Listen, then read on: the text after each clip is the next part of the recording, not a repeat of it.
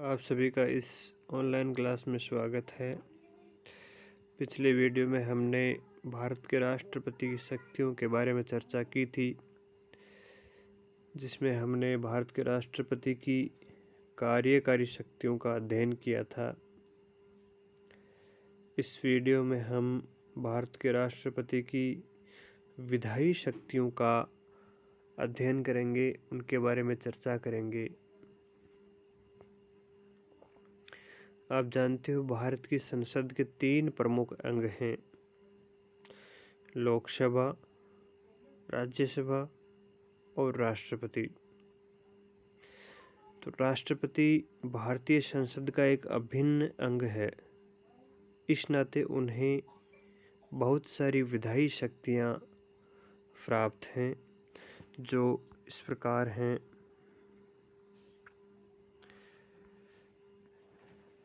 पहला, राष्ट्रपति भारत की संसद की बैठक बुला सकते हैं अथवा कुछ समय के लिए बैठक को स्थगित कर सकते हैं। राष्ट्रपति लोकसभा का विघटन कर सकते हैं। राष्ट्रपति संसद के संयुक्त अधिवेशन का आह्वान कर सकते हैं। संयुक्त अधिवेशन का मतलब होता है लोकसभा और राज्यसभा की एक साथ बैठक, और इस संयुक्त अधिवेशन की बैठक की अध्यक्षता लोकसभा के अध्यक्ष यानी स्पीकर के द्वारा की जाती है। तो भारत के राष्ट्रपति संसद के अभिन्न अंग होने के नाते उनके पास जो विधायी शक्तियां हैं, पहली जो विधायक शक्तियां हैं वो इस प्रकार हैं कि राष्ट्रपति संसद की बैठक बुला सकते हैं, संसद की बैठक को स्थगित कर सकते हैं, लोकसभा को विघटित कर सकते हैं, संसद के संयुक्त अधिवेशन का आह्वान कर सकते हैं, और संयुक्त अधिवेशन की अध्यक्षता आप जानते हो लोकसभा के स्पीकर, लोकसभा के अध्यक्ष द्वारा की जाती है। राज्यसभा का कभी विघटन नहीं होता है। राज्यसभा स्थायी सदन है, निरंतर चलने वाला सदन है, इसलिए लोकसभा के विघटन की शक्तियां भारत के राष्ट्रपति के पास हैं। भारत के राष्ट्रपति प्रत्येक आम चुनाव के बाद तथा प्रत्येक वर्ष, ध्यान देने योग्य बात है, प्रत्येक आम चुनाव के बाद, लोकसभा के प्रत्येक आम चुनाव के बाद तथा प्रत्येक वर्ष संसद के प्रथम अधिवेशन को संबोधित करते हैं। जिस वर्ष चुनाव होते हैं उस चुनाव के बाद जब भी संसद का प्रथम अधिवेशन होता है लोकसभा का, संसद का, तो उसको संबोधित राष्ट्रपति करते हैं, और प्रति वर्ष प्रथम अधिवेशन का संबोधन भी राष्ट्रपति के द्वारा किया जाता है। भारत के राष्ट्रपति संसद में लंबित किसी विधेयक या अन्य किसी संबंध में संसद को संदेश भेज सकते हैं। भारत के राष्ट्रपति के द्वारा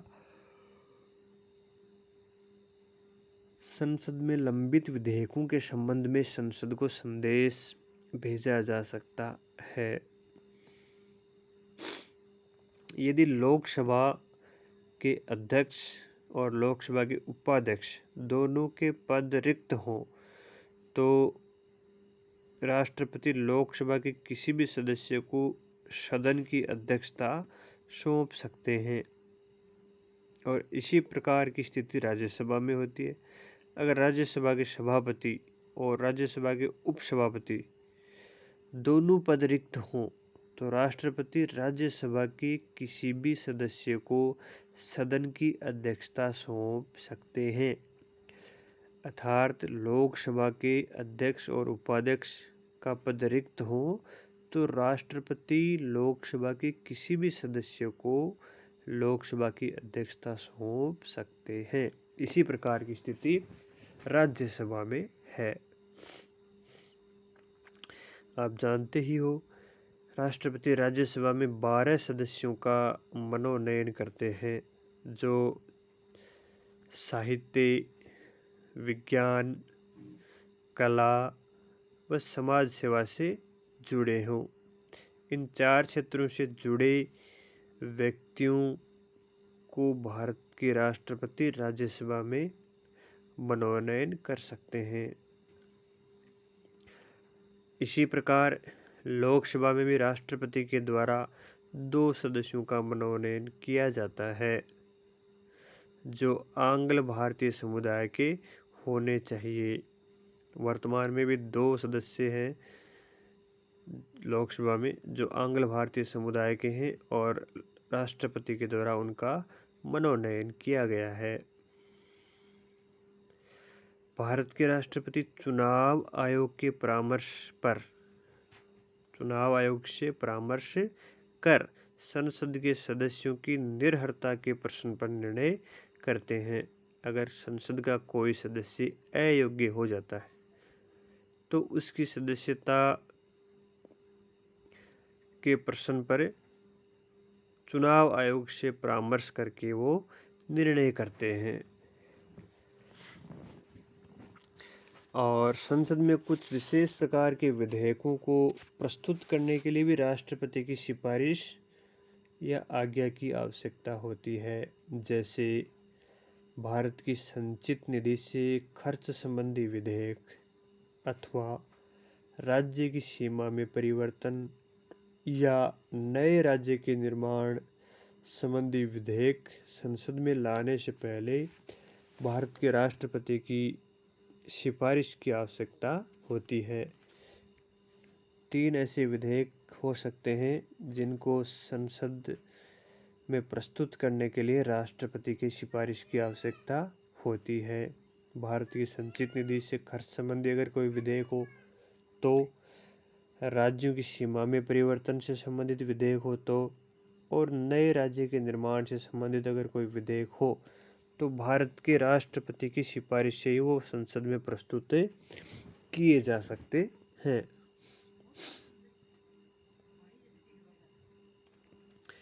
और जब एक विधेयक संसद के द्वारा पारित होकर राष्ट्रपति के पास जाता है, आप जानते हो कोई भी कानून या एक्ट का निर्माण तभी होता है जब वह संसद से पारित होकर राष्ट्रपति के पास हस्ताक्षर के लिए जाता है और राष्ट्रपति के हस्ताक्षर होने के पश्चात ही कोई विधेयक कानून की शक्ल ले लेता है।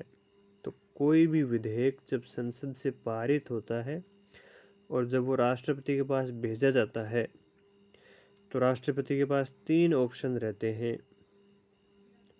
नंबर 1, विधेयक को राष्ट्रपति अपनी स्वीकृति दे सकते हैं। नंबर 2, विधेयक पर अपनी स्वीकृति सुरक्षित रख सकते हैं। नंबर 3, विधेयक को संसद के पुनर्विचार के लिए लौटा सकते हैं। अगर कोई विधेयक धन विधेयक नहीं है तो राष्ट्रपति उस विधेयक को संसद के पुनर्विचार के लिए लौटा सकते हैं। आपके बात समझ में आ जानी चाहिए कि जब कोई विधेयक संसद से पारित होकर राष्ट्रपति के पास जाता है तो उसके पास 3 विकल्प रहते हैं। या तो वो विधेयक पर अपनी सहमति दे देते हैं, या अपनी सहमति को सुरक्षित रख लेते हैं, या फिर धन विधेयक नहीं है तो वो पुनर्विचार के लिए लौटा सकते हैं। हालांकि संसद किसी विधेयक को संशोधन के या बिना संशोधन के पुनः पारित कर देती है तो राष्ट्रपति को अपनी सहमति देनी ही होती है। इसमें राष्ट्रपति बाध्य होते हैं।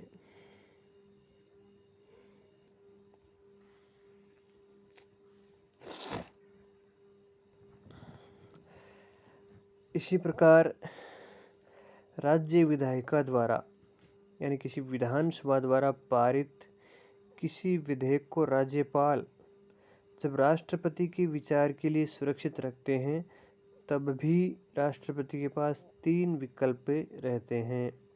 या तो वो विधेयक को अपनी स्वीकृति दे देते हैं, या विधेयक पर अपनी स्वीकृति सुरक्षित रख लेते हैं, या फिर राज्यपाल को वो निर्देश देते हैं कि विधेयक को राज्य विधानसभा या विधायिका को पुनर्विचार हेतु लौटा दे।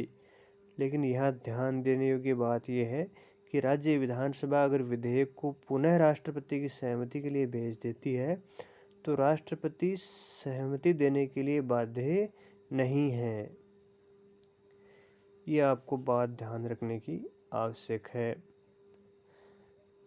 जब राज्य विधानसभा द्वारा पारित कोई विधेयक राज्यपाल के पास आता है और राज्यपाल उस विधेयक को राष्ट्रपति के पास भेजते हैं तो राष्ट्रपति के पास 3 विकल्प रहते हैं। या तो राष्ट्रपति उस विधेयक को सहमति प्रदान कर देते हैं, या अपनी सहमति को सुरक्षित रख लेते हैं, या फिर वो पुनर्विचार के लिए राज्यपाल को कहते हैं कि इस विधेयक को वापस राज्य विधायिका में रखवाया जाए। लेकिन यहाँ जो महत्वपूर्ण बात यह है कि अगर राज्य विधायिका उस विधेयक को पुनः उसी स्वरूप में पारित कर देती है और वो राष्ट्रपति के पास जाता है तो राष्ट्रपति उस पर सहमति देने के लिए बाध्य नहीं है।